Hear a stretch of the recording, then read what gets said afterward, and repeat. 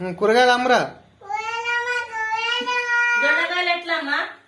దొండకాయలు చెప్పు. ఇవి తీసుకొని మాకు అవి టమాటాలు ఇది పెట్టాలా? టమాటాలు దాని వంతుకు ఇవి ఎంత చిక్కుడుకాయ ఎంత అమ్మా? చిక్కుడుకాయ తీసుకోరా దొరికి 50 అని చెప్తాను. కిలోకా?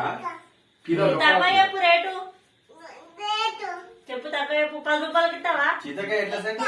చింతకాయ చింతకాయ ఎట్లా?